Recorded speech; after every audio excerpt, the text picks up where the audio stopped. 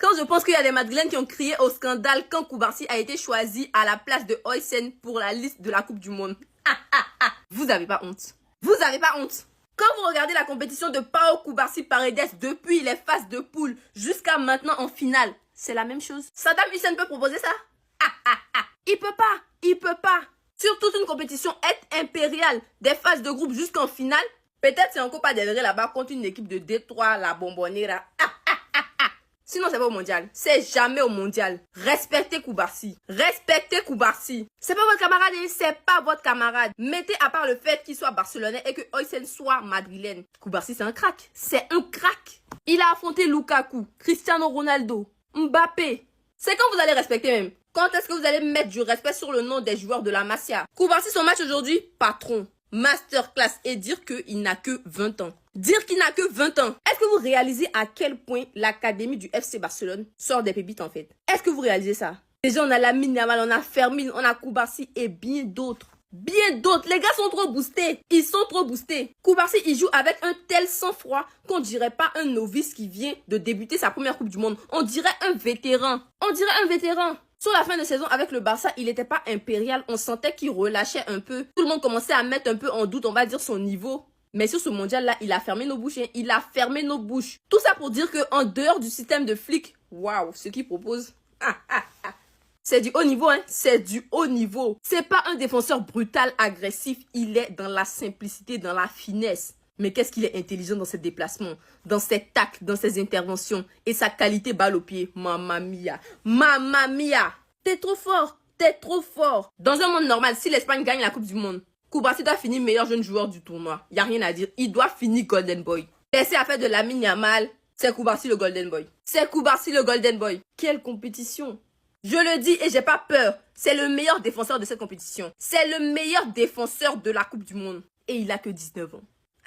C'est incroyable en fait.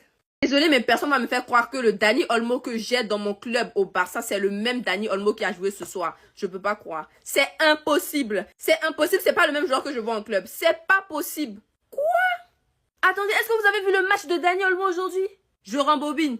Est-ce que vous avez vu le match de patron de Dani Olmo Carvajal aujourd'hui? Je l'ai pas reconnu. Je l'ai pas reconnu. On dirait que dès qu'il porte le maillot de l'Espagne, il devient un autre joueur. Mais quand il retourne à Barcelone, là, il débranche quelque chose. C'est pas possible. C'est pas possible. Aujourd'hui, il a été placé dans une position un peu plus reculée, dans un rôle plus reculé. Mais waouh, waouh, quelle masterclass. J'avoue que je l'avais déjà vu évoluer dans cette configuration-là quand Pedri était blessé. Et il faisait de bons matchs étonnamment. Mais le match qui sort ce soir, incroyable, exceptionnel. C'est contrôle orienté. Waouh, si tu n'es pas solide, tu te casses les reins. Tu te casses les reins. C'est-à-dire quand il reçoit le ballon, il aère le jeu en même temps. Tout de suite, le jeu est aéré. Même s'il y a un pressing, il ouvre le jeu.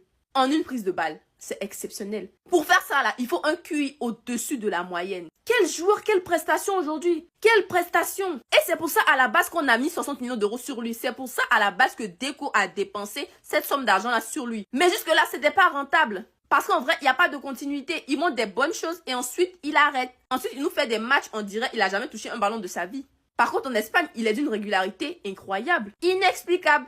Ouais, Olmo.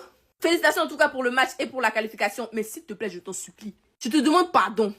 Il faut jouer comme ça quand tu vas retourner au Barça. Je t'en supplie. S'il te plaît, oh. S'il te plaît, oh.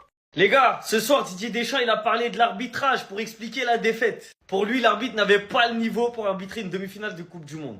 Mais on va pas se mentir, hein, il se trompe de combat. Par contre, là où on peut se poser une question, c'est sur son choix de mettre deux milieux face à l'Espagne. Pour moi, il a fait une grosse erreur. Et je pense qu'on lui a tellement réclamé un jeu beaucoup plus offensif que pour sa dernière Coupe du Monde, il s'est dit vas-y, je vais mettre 4 offensifs, on va se faire plaisir. Sauf que les 4 offensifs, c'était bien contre des petites équipes. Mais quand tu joues face à l'Espagne, t'aurais dû mettre 3 milieux. On aurait dû jouer en 4-3-3. Tu joues face à l'équipe qui a la meilleure possession au monde. Donc tu dois forcément renforcer ton milieu de terrain. Ça, c'est logique. Jouer à 4 attaquants, oui.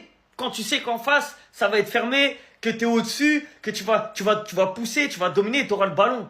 Mais quand tu joues face à l'Espagne, tu sais que t'auras pas le ballon. Tu sais que t'auras pas la possession. Et tu sais que leur point fort, c'est leur milieu de terrain. Donc tu devais renforcer le milieu de terrain. Elle a été là l'erreur de Deschamps. Et même à la mi-temps, il a sorti Rabiot, il a mis Koné. Mais au final, il restait que Tchouaméni et Koné. À ce moment-là, il aurait dû même sortir Olysée et mettre un milieu en plus, soit Zahir Emery, soit N'Golo Kanté, peu importe. Mais jouer à 2 milieux de terrain face à 3 milieux de terrain espagnols, mon gars, Déjà 3 contre 3, tu vas pas beaucoup toucher le ballon. Ça va être dur.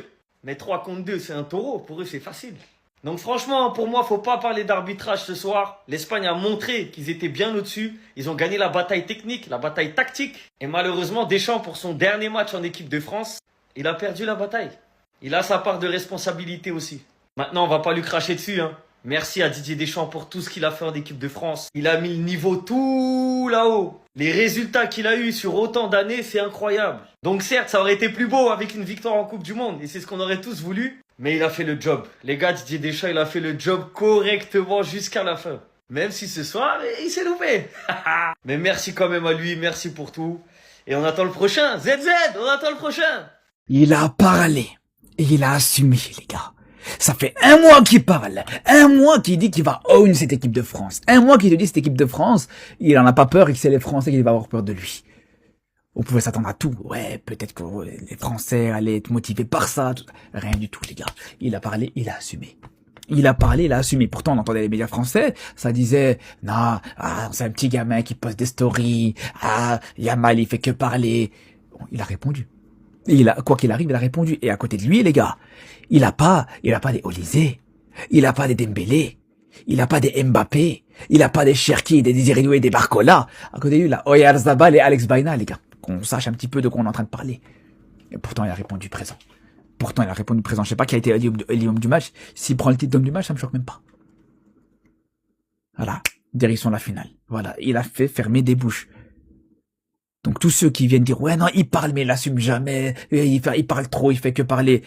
Les gars, le mental de ce petit, je pense qu'on se rend pas compte les frères. Juste le geste qu'il va faire, la malice qu'il peut avoir en provoquant ce penalty, vous vous rendez pas compte les gars, clairement. Il y en a qui vont peut-être parler d'arbitrage, comme ça a été le cas pour Didier Deschamps. Mais aujourd'hui, la réalité des choses, c'est qu'on s'en sort bien au niveau de l'arbitrage. Faut le dire, on s'en sort bien parce qu'il y a un potentiel rouge sur Olysée, il y a un potentiel deuxième jaune sur Adrien Rabiot. On s'en sort bien.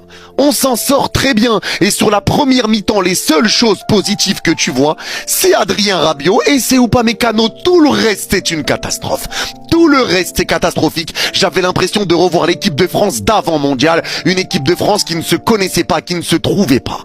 Tu ne te trouvais pas. Et aujourd'hui, le problème qui s'est posé, il s'est posé déjà avec tes latéraux qui ont été pas bons. Lucas Digne qui fait une erreur. Et au milieu de terrain avec Tchouaméni. Parce qu'aujourd'hui, on nous disait que si Tchouaméni est à 100%, il va jouer. Si Tchouaméni est à 100%, il va jouer. Mais comment tu m'expliques que Tchouaméni a passé tout le match à se cacher entre nos deux défenseurs centraux? Il revenait tout le temps derrière entre les deux centraux. Il laissait Adrien Rabiot tout seul. Et c'est Rabiot qui devait faire le sale boulot. Après, c'est faire des efforts.